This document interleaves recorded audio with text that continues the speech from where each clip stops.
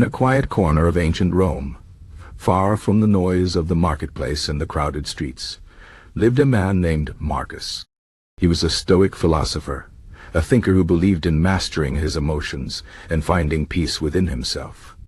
But even Marcus, wise as he was, sometimes felt the heavy weight of loneliness. His friends had moved away, his family was gone, and though he taught others about inner strength, he often sat alone in his small home, wondering how to face the emptiness inside. Marcus was not the only one who struggled with loneliness. Many Stoics, from Epictetus to Seneca, wrote about solitude and how to endure it.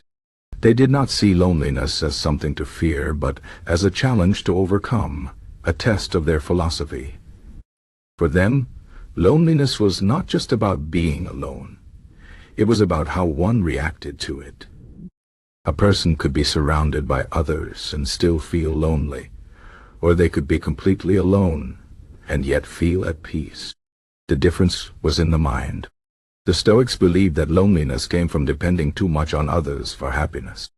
If a person needed constant company to feel good, then solitude would always be painful.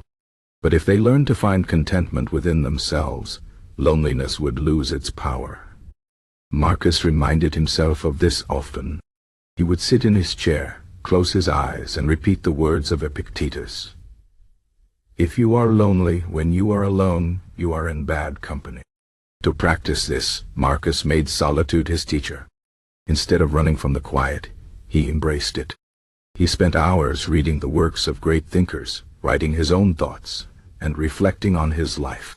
He learned that being alone did not mean being empty. It meant having the space to grow. The quiet became his friend, not his enemy. He realized that loneliness was just his mind, telling him to slow down, to listen, to understand himself better. Seneca, another great Stoic, had once written a letter to his friend Lucilius about this very struggle. He told him that even in the busiest cities, people feel alone because they do not know how to be with themselves. "All those who call you to themselves draw you away from yourself," Seneca warned. He believed that true companionship began within. A person who was at peace with themselves would never truly be lonely, because they carried their own light wherever they went. Marcus took these lessons to heart. He began to see his solitude as a gift. Instead of longing for others to fill his days, he filled them himself, with study, with nature, with simple pleasures. He walked through the olive groves outside the city, feeling the sun on his face, listening to the wind in the trees. He noticed how the world was alive, even when he was silent. The birds did not need an audience to sing. The river did not stop flowing because no one was watching. Nature was content in its solitude, and so could he be.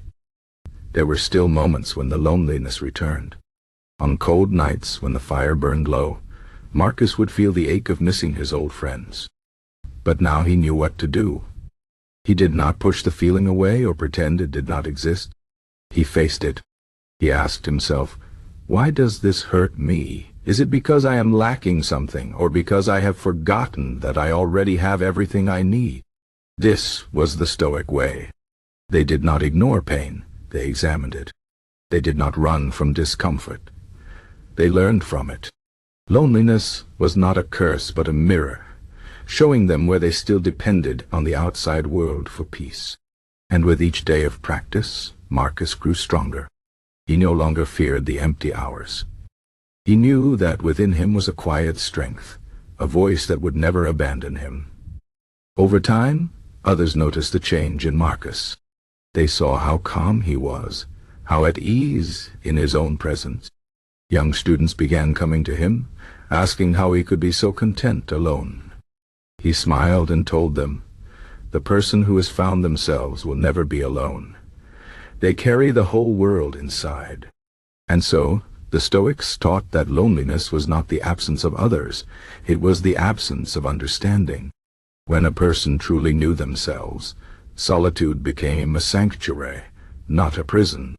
The quiet moments were no longer empty but full of possibility. Marcus lived the rest of his days in this wisdom. He was not always alone. Sometimes friends visited. Sometimes he taught in the city, but he was never lonely again. He had learned the greatest lesson of all, that inner strength was the only companion one ever really needed. And so, if you ever find yourself feeling lonely, remember the Stoics. Do not run from the silence. Sit with it. Listen to it. Let it teach you. Because within you is everything you need to never be alone again.